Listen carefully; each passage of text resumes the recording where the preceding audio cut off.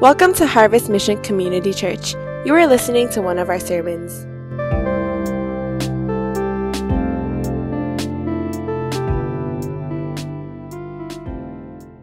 Today we're going to be talking about friendship, and the next week is one that you don't want to miss. It's about marriage or just relationship, and so be on the lookout for that. And so as we talk about friendship, one of the things that comes to my mind is that there's so many ways that we learn about friendship. How many of us like the TV show Friends? Friends? Has anyone watched Big Bang Theory? Big Bang Theory? Who watched Toy Story 5? Toy Story 5? Not many of us have watched Toy Story 5. Anyways, you have to go watch it. But all of these TV shows, pop culture, shares about what friendship could look like. I personally hated Friends for a really long time because, hot take, being controversial on a Sunday morning, but it's because my brother and sister, they're much older than me, and when I was younger, I didn't want to watch Friends, but I was forced to watching Friends. But because of my wife, because she's a fanatic, she loves Friends, and so now I've been brought into this whole culture and this almost religion of Friends. But in it, there's just different interactions, and some people look at Friends and think about, man, I want my friendships to look like that. With Big Bang Theory, hopefully many of us don't want to be certain characters in there, but you see the eclectic personalities and they come together and they're able to have these deep friendships and being able to connect with one another. We see in Toy Story 5, should I spoil it? Okay, I won't go there. But then, even within my own life, I've had different bouts and different experiences with friendship. I'll just put up a picture here. So this was me about 10 years ago. I look much skinnier there. But anyways, these were a group of my university friends, and we were able to journey through university. They were some of my closest friends at that time, and we were able to go through a journey of being able to walk with each other, help each other. I've served on leadership with some of them, and so these were a group of guys that I would go to and talk with, and with some of them, I still do have a relationship with them. Here's another picture here. So these are some friends here in Hong Kong, and they're a little bit younger than me, but they're all in the ministry. And so whenever we talk, we're able to bond together. We're able to talk about what is it that's a pain, what's some things that are good that's happening, how can we mutually encourage each other. And the guy if you're looking at it, the right, he just got engaged, and so we were able to celebrate with him while we were in Philippines, because his girlfriend is in the Philippines, or fiance now. But there's all these different friendships that I've been able to experience. But one of the things that I struggled a lot with, though, is friendship. I remember one of the days I was a second year in university, I was in my dorm, and I was living in a single, and so it was a room by myself. And I remember there were countless moments where I would just sit down or I would lay down, and I would just think to myself, who are my real close friends? Who are the people that I know are my ride or dies, that they could sustain me and help me, and I would do the same for them? And oftentimes, I didn't have an answer to that question. I remember thinking to myself, if I had gotten married at that point, who would I invite to be my groomsmen? Who would be the people that I would want by my side, who have seen me through the journey of life?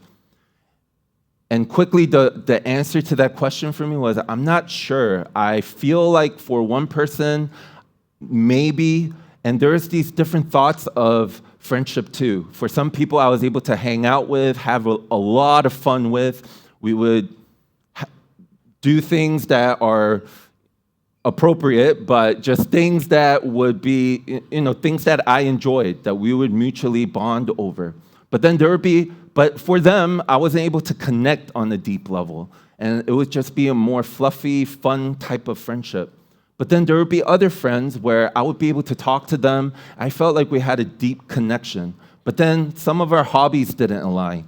And I didn't always want to spend time with them because there's just a misclick of just thoughts and things that we would enjoy. And so there are these different types of friendships, and I would wonder to myself, who are my friends? Who are those people that I'm going to do life together with? And I know for many of us, we might have similar questions that even as you go back home and you're wondering, there might be wonderings and thoughts of who are the close friends? Maybe there's some friends that we just naturally click with, but you're not sure if they're on the same direction as you. Others of us have friends that we know that we're on the same direction, but there's confusion, or maybe there isn't as a tight-knit or proximity to them. And so you wonder, who are these friends? There's a study that was done, and it says Generation Z, the Gen Z. Who's all Gen Z here? Yeah? Okay. Y'all are great people, but there's some maturing to do. I'm kidding. But anyways, it says in this study that 67 to 80% of Gen Zs feel lonely, that they have this feeling of loneliness, and it's a regular feeling of loneliness. That sometimes deep, meaningful conversations are missing. But I'm reminded through the Bible that God did not intend man for him to be alone. And this is not just in a marriage context, but I believe this is for community. This is about friendship too.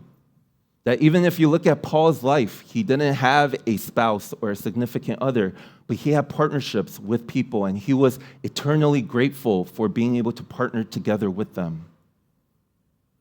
C.S. Lewis speaks about friendship in this way. Friendship is unnecessary, like philosophy, like art. It has no survival value. Rather, it is one of those things which give value to survival. I thought this was such a profound quote because, yes, we don't get sustenance. There's not things that we are able to take where it helps us with our survival, but it is something that gives meaning to us being alive today. It gives meaning. This relationship allows us to feel fulfilled. And Jesus and God has created us for this relationship, that we would be able to have friendships even within our church that point each other to Christ.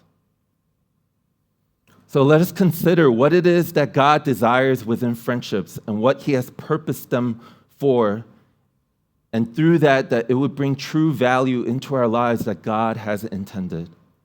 So the one thing today is biblical friendship glorifies God by growing our character and supporting us to fulfill our calling. I know it's a mouthful, but I thought we could say it together just to remind ourselves and get it stuck in our minds. And so let's say this together. 1, 2, 3. Biblical friendship glorifies God by growing our character and supporting us to fulfill our calling. So we're going to go into the book of Proverbs today. And we're going to look at Proverbs chapter 27, verse 17. It's just one verse, but oftentimes one verse means that someone on stage is going to yap a long time. So hold on to your chairs. But it says in Proverbs chapter 27, verse 17, iron sharpens iron, and one man sharpens another. Iron sharpens iron, and one man sharpens another. So you might be wondering, how are we going to get friendship principles out of this? But this is a very familiar verse, and I know we talk about this a lot, and when we talk about relationships and friendships, it's oftentimes something that we look to. And so I want to draw some principles, I want to draw some things that we could understand about iron sharpening iron and how that's going to allow us to understand what friendship could look like within our context. So just to give us an understanding of the verse, so just a bit of context, when this was written, and Solomon had written this, and he wrote the book of Proverbs as a wisdom poetry book. And in this book, and in this verse, the understanding of society and what they were primarily was an agricultural society. So their culture and their food was coming from agriculture, and so they were an agricultural society. And for them, they they acutely were aware of the importance of sharpening a tool. Because every tool that they had, if it was metal, if it had become dull, then it would be made less effective. And thus, that tool would not be able to be used for its original intention and purposes. But there is this understanding of the process too.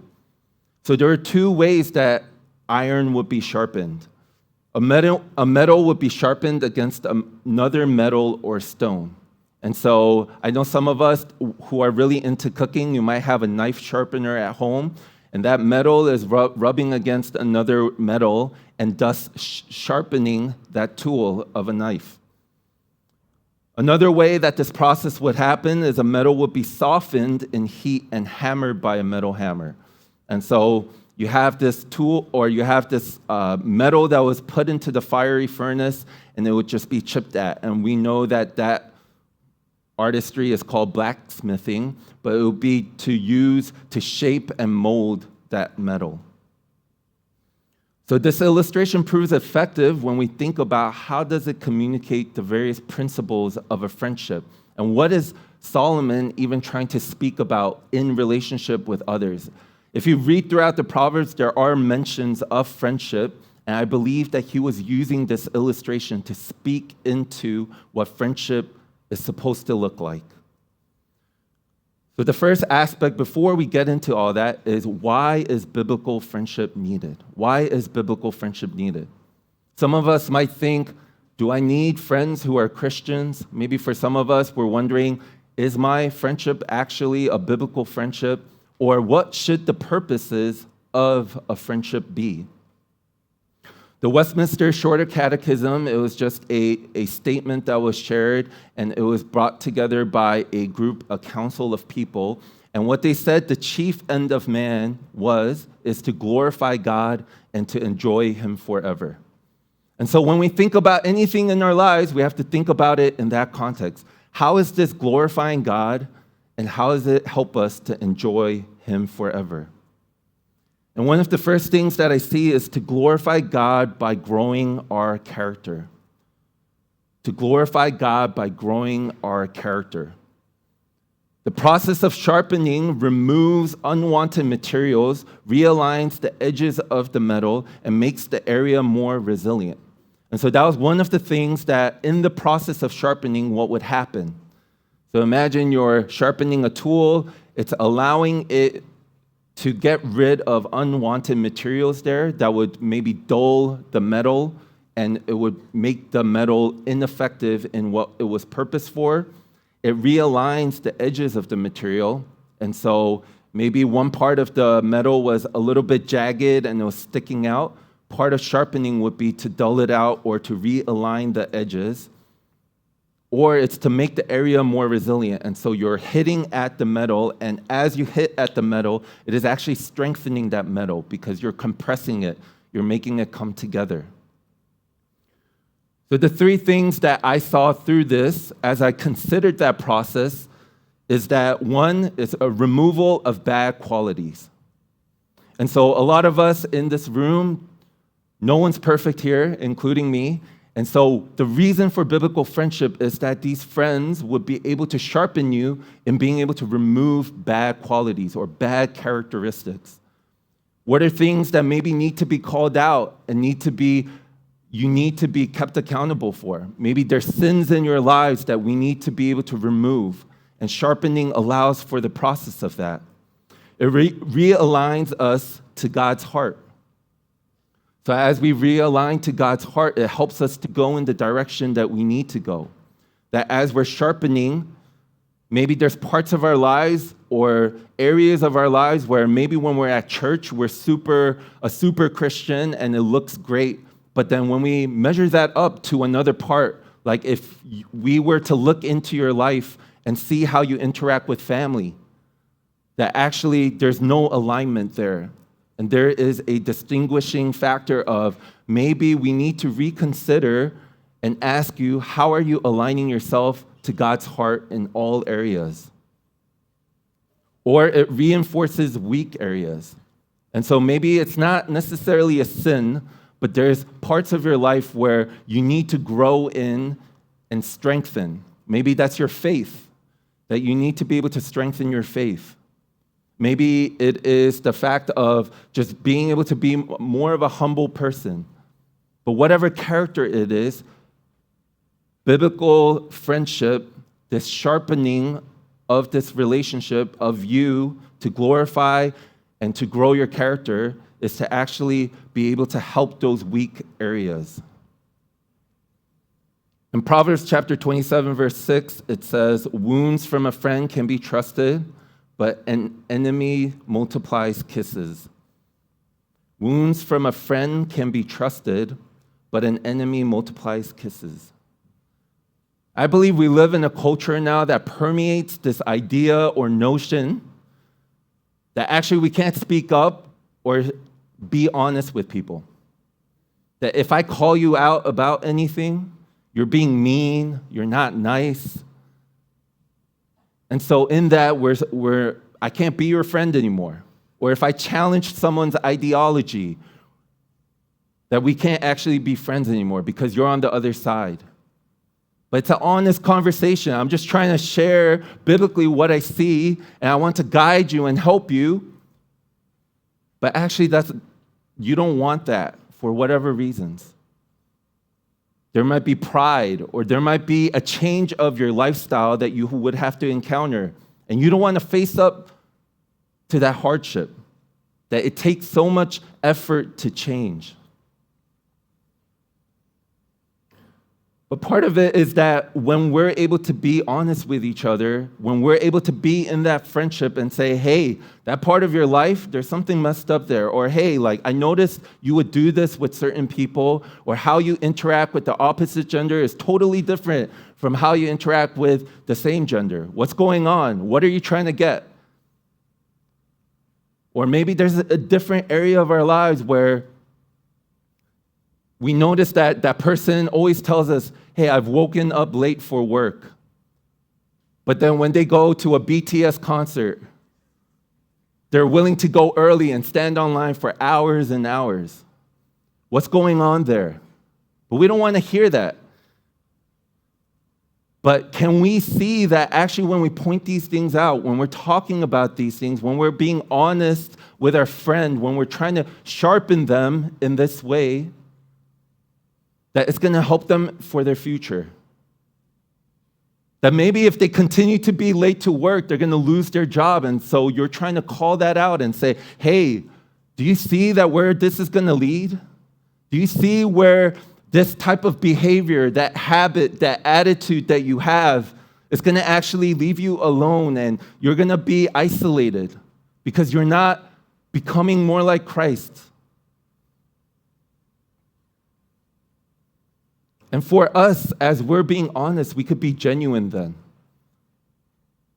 I don't know if you've received any feedback or comment, but it just feels very ingenuine. It doesn't feel like it's authentic and coming from that person, or even when you interact with them.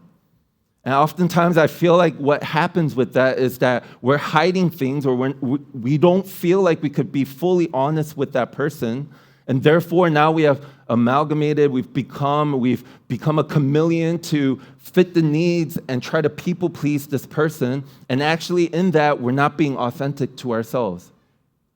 But what's worse about that is that that person who is receiving that, if they're getting good things from you, they're going to use and abuse that. They're going to take that relationship and say, oh, I could get what I want from this relationship. Let's keep this person near. But then all of a sudden you come to a Sunday celebration and you're challenged to speak up and be honest, and then you say that, and then you notice that they were never your friends, because at the sign of honesty and you caring about them as a person, they decide to run away, and they say, I don't want to deal with you anymore. But I'm wondering what it is for us. Do we allow ourselves to be in those friendships that we're able to honestly receive things and say, man, I'm thankful that this person cares for me, that they would speak up, share honestly, that when they notice things that are not of Jesus, that are not of God, that are disobedient to what he desires, that they're willing to say something, speak up about something because they care about me? Or do we run to the other side where it's all about us? And our whole life, if people don't like the way that we're acting, people don't like what we're doing, we just decide, I'm going to run to the other side. And I hope you're not taking what I'm not saying. What I mean by that is that some of us are going to go to the other extreme and we're going to just, I don't like this about you. Your hair is nasty. We start just saying all honest truth.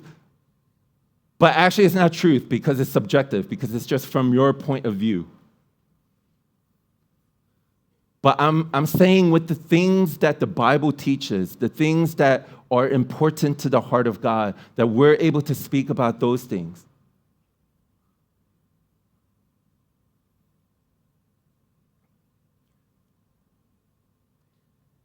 And I do feel like we need to be careful with our tongue sometimes. And I was looking up some research on this, but there's a lot of research that's done that actually speaking truth is important, being honest is important, but how you conduct that. And I believe that's why even what Paul writes in Ephesians and different parts of his letters, he always says what? Speak truth in love. To speak what you're going to say with honesty, but this truth that is from the Bible that I have been speaking to you about, but do it in love. And so always ask yourself that question. And I believe some of us, we're saying just things that are not helpful, that are hurting other people. That actually by saying certain things that you think you're saying honestly what you're thinking, and you are, but it's actually going to tear down people. It's not going to build them up.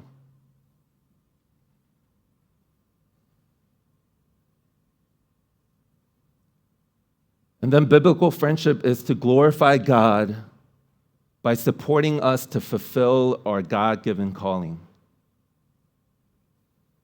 To glorify God by supporting us to fulfill our God-given calling. The process of sharpening allows the tool to be used in its original intention and purposes, bringing the tool to what the Creator, when it's about us in our lives, it's about the Creator God originally designed us for. So imagine, you know what that tool is supposed to be purposed for. You know that this tool is supposed to be used to maybe chop down trees. But then when it dulls out, it can't chop down trees anymore. Or maybe you know that tool and what it's supposed to be doing is to help you cut the weeds off the field. But then once it dulls out, it is unable to accomplish that. And so what we see is that actually biblical friendship, it helps us to be more effective. And when I say this, I know in Asian culture, effectiveness or efficiency is of the highest and utmost priority. But I mean effectiveness in us being able to follow God. In Proverbs 13, verse 20, it says, "Walk with the wise and become wise, for a companion of fools suffers harm." So with your biblical friendships, with the people that are around you, are you surrounding yourself with people who are going to help you to walk in a way that is aligned to God's heart? And in that, you are going to become more effective. And the effectiveness in this particular verse is becoming wise. So if you don't have wise people around you, don't believe that you'll ever become wiser. Sometimes we get this thought in our minds that actually I could overcome the numbers. And so if there's 5 friends, I'm the only Christian, and I'm just trying to walk in a certain line. Or maybe they are Christians, but they're not trying to walk along with what God desires, that somehow we could convert all of them. I'm going to speak to something which might be covered more later, but even in a dating level, right? Sometimes we all think to ourselves like, oh, I could be a missionary dater. What does that mean, Pastor?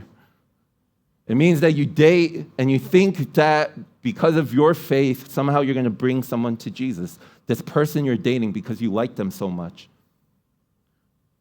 But no, so what oftentimes happens is what we surround ourselves with, it leads us to that way. And so if it's foolish people all around us, we're going to become more foolish. If we have people who are constantly yapping and cursing, yapping's not that bad, but cursing is. And so if they're swearing and talking about all this stuff and they're very rude or they're gossiping, then it's going to lead you to become more of a gossiper. But if you surround yourself with people who are wise, you're going to become more wise. If you surround yourself with people who love Jesus, you're going to love Jesus more. If you surround yourself with people who are humble, you're going to become more humble. And therefore, you will become more of an effective ambassador for Jesus. The next point is not necessarily within the scripture here, but it is a biblical principle, so I wanted to say this, is encouragement. In Hebrews 10:24, it says, "And let us consider how to stir up one another to love and good works." So one of the things as biblical friendship is that we're stirring each other up, we're encouraging each other for good works. There's some people in this room where you encourage very bad behavior. They're like, "Oh, I'm thinking about buying this thing. You know, it's a little bit out of my budget." And then they're like, "Yeah, do it. Clapping you along. I'm cheering for you. Get that iPhone, what is it now, 18.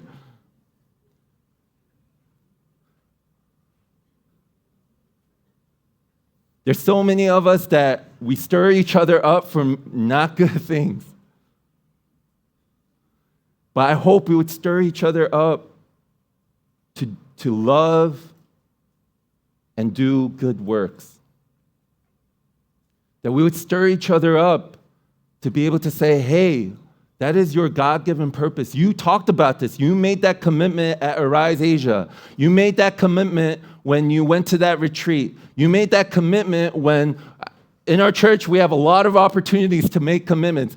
But all those response forms, I'm wondering how many of us has even done one of those things consistently. But the problem is that one, we don't share it with each other because we don't want to be kept accountable. And we're like, "Oh, like, if that person knows, I don't want them to keep following up with me." But then two, even on the other side, we forget and we don't help our brother, we don't help our sister out. We're just like, "Oh, they stopped doing it. Okay, whatever. Like, let's just move on. My life there's so much going on. I need to just think about me right now."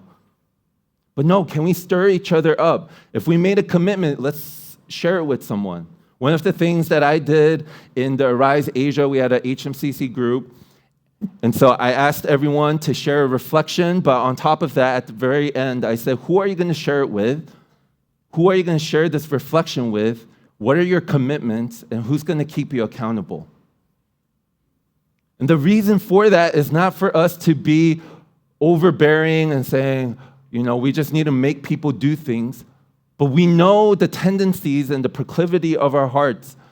If we say, "I'm going to go on the missions field this upcoming summer," and that's a commitment I made, let me tell you, life will happen, and at some point you're going to think to yourself, "Actually, maybe God didn't really speak to me." And then you're not stirred up for good works. You're not stirred up to love. You're stirred up to, you're not stirred up. You're just by yourself, disobeying and being carried away by the things of life. In Arise Asia, we heard a lot of stories of just missionaries and people who had gone out into the field. Some of these people were imprisoned for their faith. Some of them were not only imprisoned, but they saw their friends die on the field. Like, that's the cost of the gospel. But they did it with joy. They wanted to move forward in faith and say, "God, I've heard you, and I want to continue to move in the things you have called me to." And one thing I noticed about a lot of people would be they would mention different people in their lives. And what I gather from that is that they're not doing this alone.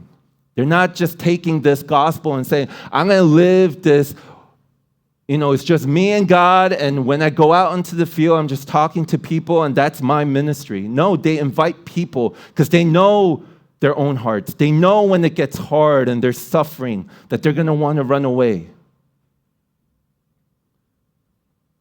Another group of people that I remember about and I think about, and I was reminded as I was preparing, is the Cambridge 7. Does anyone know who they are?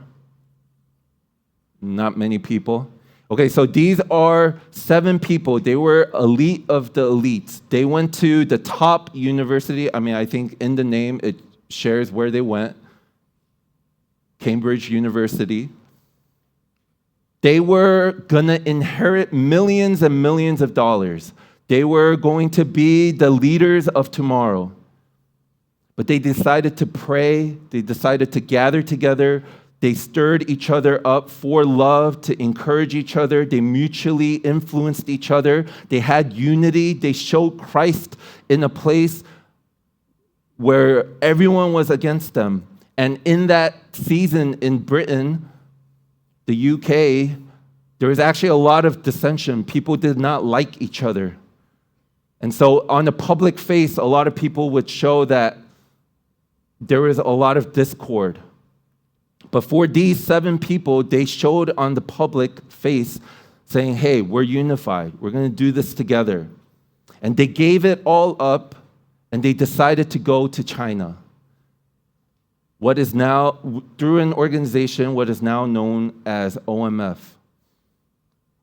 And they started this movement of people going into China to take the gospel where there is no gospel. But see, they didn't do it alone. And some of us, we have an overestimation of ourselves. I could conquer that sin alone. I could do this alone. I could follow God's plan for me alone. I'm going to stay the track. But no, the reality of the situation is that we need people. We need people to spur us on. We need people to encourage us. We need people to help us to grow in our character so that we could walk in the ways that God has called us to do. So, church, let's be people who know the purposes of biblical friendship, that we would know that it's about our character. That God says, even in the Old Testament, be holy as I am holy.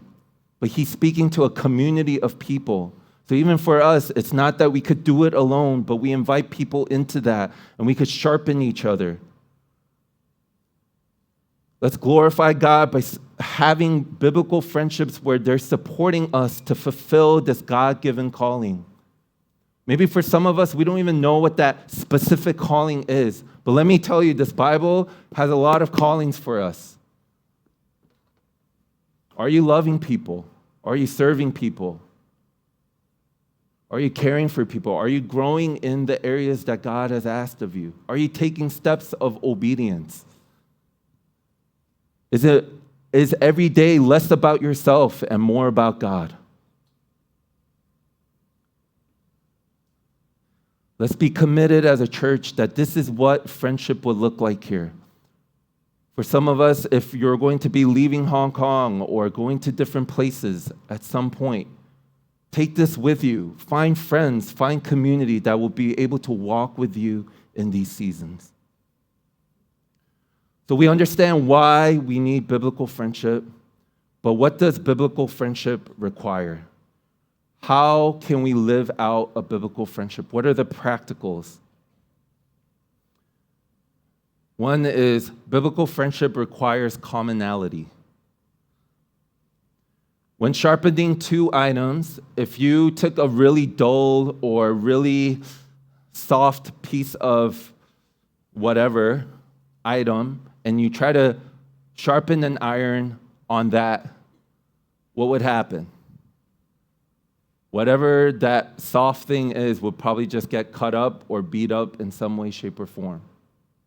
But when you sharpen 2 items, they need to be of similar hardness and texture. And that's how sharpening happens.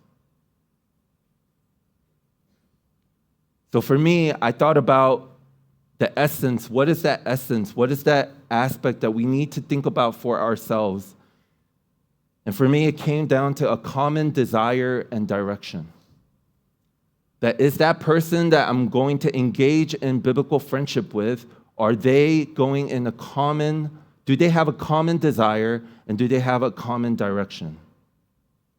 In Philippians 2:2, it says, "Then make my joy complete by being like-minded, having the same love, being one in spirit and of one mind." Amos chapter 3, verse 3, it says, "Can two people walk together without agreeing on the direction?" A couple of questions I have us consider is, what is the desire you have for the friendship? What direction are you going? Do you both care about the things of Christ and becoming more like Christ? Let me tell you, if you have people in your life who are your friends, but you're not going in the same direction, you will eventually veer off. You will go separate ways. I'm not saying that to be mean, or I'm not saying that you don't have the resilience to persevere through a hard friendship, but the reality is that if you're, as Amos chapter 3, verse 3 said, if two people are not walking in the same direction, they're not going to be able to walk together. And they're going to eventually veer off. They're going to go separate ways. So ask yourself these questions. When you're having friendships with people in your life group, outside of your life group, are we going in the same way? Yes, you can have friends that are a little bit more, it might not be as deep, or it might not be biblical friendship, but you might have friends who don't know Jesus. And I believe it's important for every Christ follower to have at least one or two people in their lives that don't know Jesus at any given point. But your purpose, your desire for that friendship, eventually, if they are not even open to it, they will actually leave you. Even though you invest all this time, effort, love into it. And so for biblical friendship, I believe that you need to have a common desire, a common direction.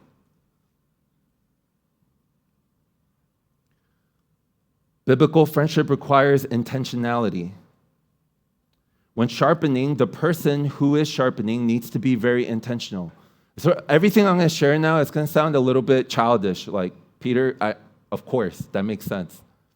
But I'm saying these things because I feel like when it comes practically and principally living these things out within a friendship context, we don't do it.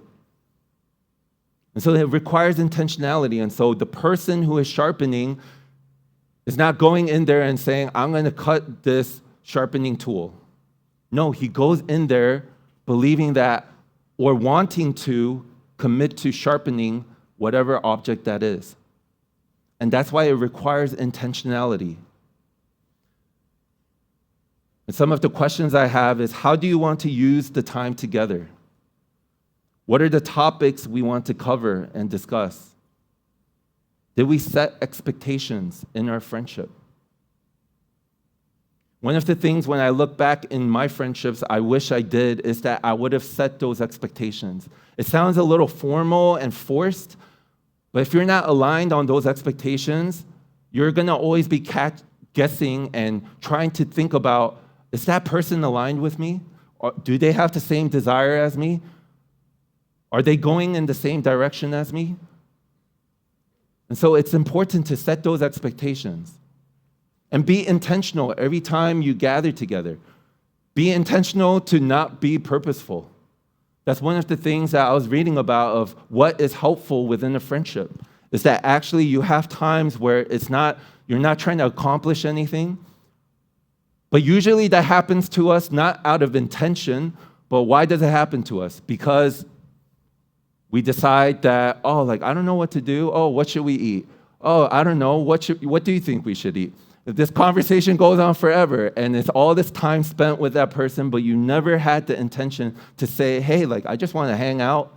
We don't have to do anything special or spectacular, but I'm just here. Let's just be in a space, common space together, and hang out. But be intentional in how you approach friendships. That's one of the biggest lessons I've learned. And sometimes with certain seasons in my life, it's hard to really spend that time and be with people all the time, or especially with my friends. And so I try to make it a cadence though and say, hey, like, why don't we meet? Why don't we make sure that we catch up every other week? And we're going to be intentional with that time. Sometimes we could go watch a movie and it would just be fun and we could laugh and have this shared experience together. But then other times, let's talk about, hey, how was your week? Did you struggle with that same thing that you've been struggling with? Even asking those hard questions like, did you watch porn this week? Did you struggle with lust? Did you gossip again at work? And that's opportunities for you to have intention and intentional conversations. Biblical friendship requires mutuality. So when sharpening the two stones, they have to come together, and that, albeit it might be forced, but they have to, both those things are mutually saying, I'm going to sharpen the other thing. So there's mutuality in this relationship. In Galatians chapter 6, verse 2, it says, share each other's troubles and problems. This obeys the laws of Christ. So are we in mutual agreement to invest in the friendship? Is someone oversharing? Is someone not sharing at all?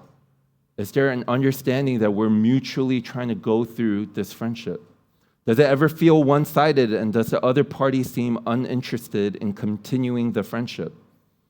Am I holding onto this friendship too tightly and being possessive?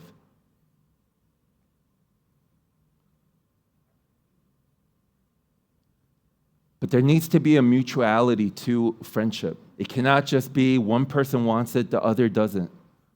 But that's why it's important to set those expectations. It's important to be able to talk about that. And don't guess. Sometimes we feel like it is such a weird thing to be able to actually have an intentional conversation where these things are talked about. But let me tell you, it will help you in the long run. And then on the flip side, though, there are seasons for friendship. With some of those guys that I showed at first, I'm not in regular contact with them anymore. But that was a season in my life.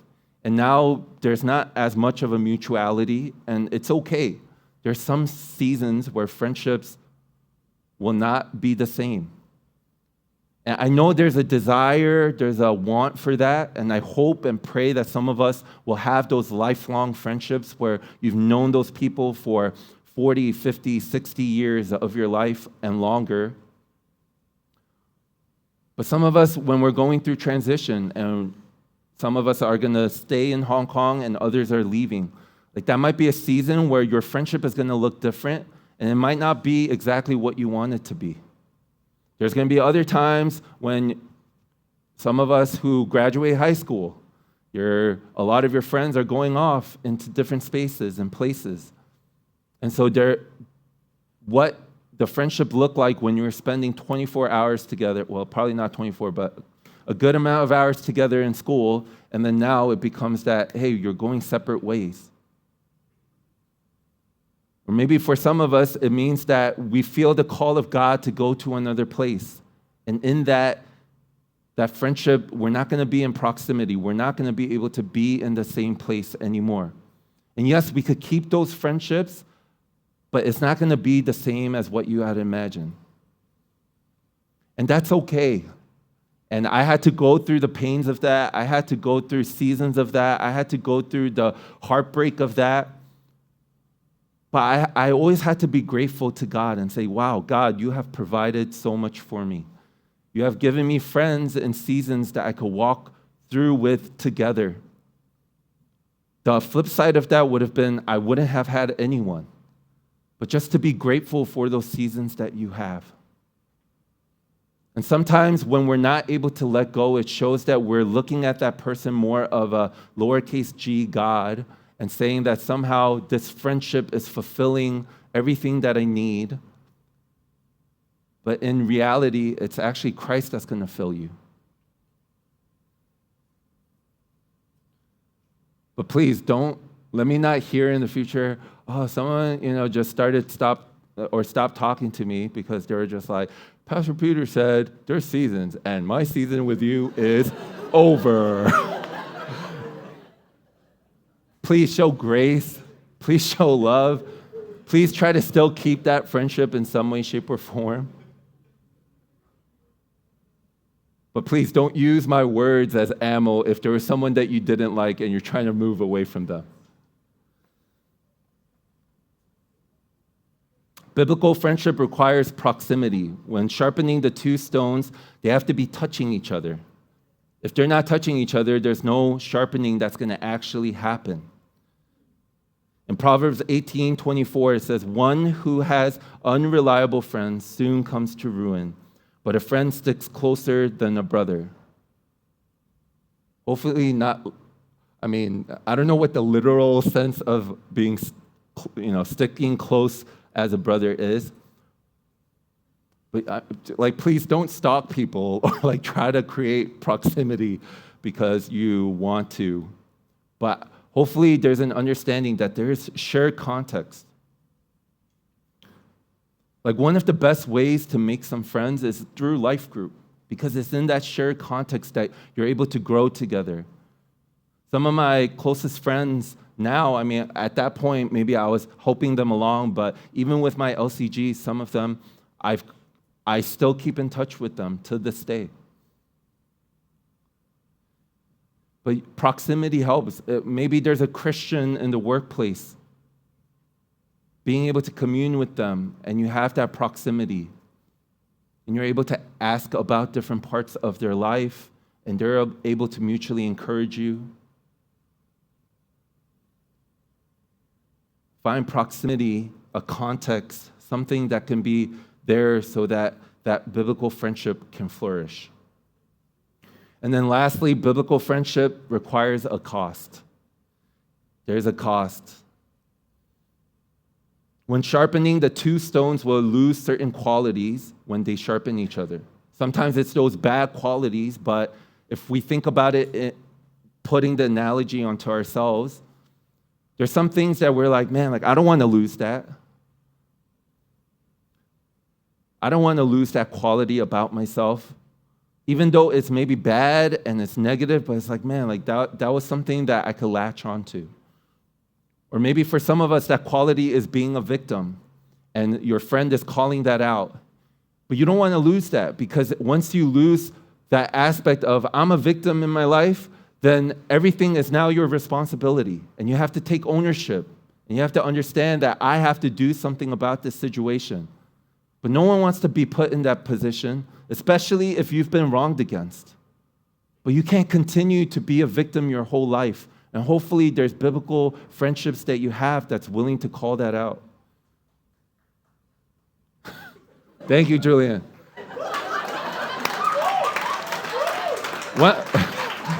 Just to give a little bit of a context, at Arise Asia, when the different speakers would say stuff, people would clap, and that's why some people are trying to bring that culture here. But it's okay. Oh, my word. Praise the Lord. It's a little bit weird now.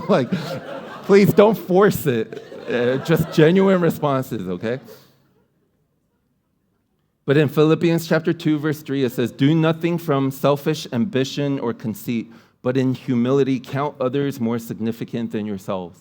Essentially, this is what it's saying, that when you're in friendship with each other, when you have that proximity, you're mutual, you're being able to walk in the same direction, that actually in that friendship, you count yourself lower than that other person. And so if you're a people pleaser and you don't want to speak up, but in that moment, you're saying, hey, what's more important is this other person and their longevity of following Christ. And therefore, I am going to now speak up, even though I'm scared, I'm fearful, but that's what I'm going to do because it's about the other person.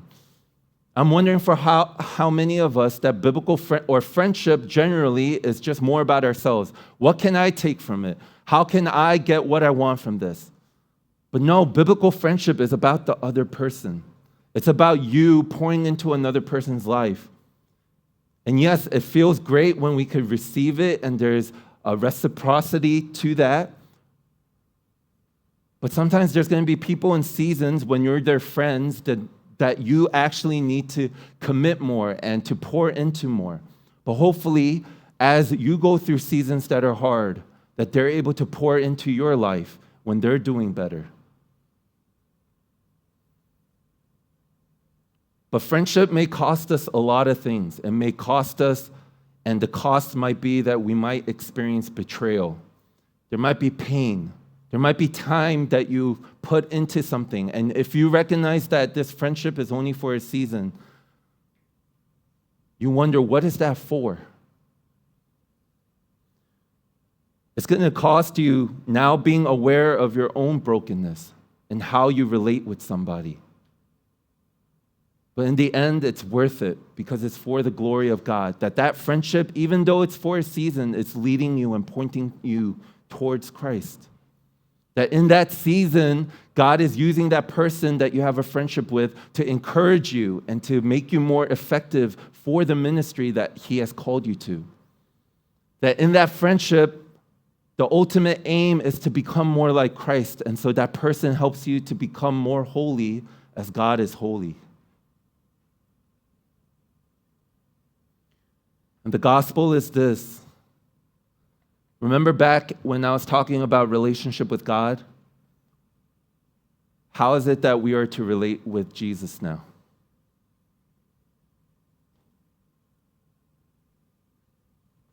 No one knows? We are to relate with Jesus as a friend. That we learn that in our relationship with Him, He no longer calls us servants. He no longer calls us slaves, but He calls us His friend. And Jesus demonstrated the greatest love, and He says this, there is no greater love than this, that a friend lay down his life for another. So now we can have this genuine, all-fulfilling, fully loving relationship with Jesus. That even though we wrong Him time after time, He is a faithful friend standing by us. And He demonstrated that on the cross when He died for our sins. He chose us. He resurrected from the cross, from death, that He gave us life and life abundantly. So although friendship is costly, that the ultimate purpose of friendship is to glorify Him. And one of the best ways to do that is to live in community, to be in friendship with one another. And may we be the catalyst for biblical friendships to happen in our church. Jen Thorne, a Christian writer, in her blog post on the 6 costs of real friendship wrote, "Friendship is costly, but it is worth it. It is a gift of God, a gift He Himself first modeled for us in the gospel." So the one thing, again, is biblical friendship glorifies God by growing our character and preparing us to fulfill our calling. That biblical friendship glorifies God as we sharpen each other, as we're together and in close communion and context with each other. And in that, as we help each other to grow in our character, to push each other and support each other in being able to fulfill the God-given calling that He has given to us, that brings all glory and honor and praise to Him. So a few next steps I have for us, very simple. 1, pray for people in your life to live out biblical friendship with. Pray for people in your life to live out biblical friendship with. For those who are just transiting through Hong Kong or you're about to leave Hong Kong soon, pray for that in that next place you're going to be. Pray for biblical friendship that you could do life together with them. And live out biblical friendship with your friends. So if you have current friends right now, Start today. Don't wait tomorrow. Set expectations. Be mutually invested into each other. Point each other towards a common desire and direction. Live out this biblical friendship. I pray, and even as I'm looking into the next season, that as we're able to live out biblical friendship in this church, that as people are coming in through OCR, Operation Campus, and City Reach, in John 17, it says that it's through the unity of the believers, it's through the unity of the disciples that the world may know the love of Christ. And I believe if we're able to have biblical friendships in our church, it's going to speak volumes to the world. It's going to make a difference. It's going to change the way that people understand things, their friendships, their lives. And then through that, we'll be able to see one more life transformed by the gospel. Thank you for listening to the Harvest Mission Community Church podcast. For more information, visit our website at hongkong.hmcc.net.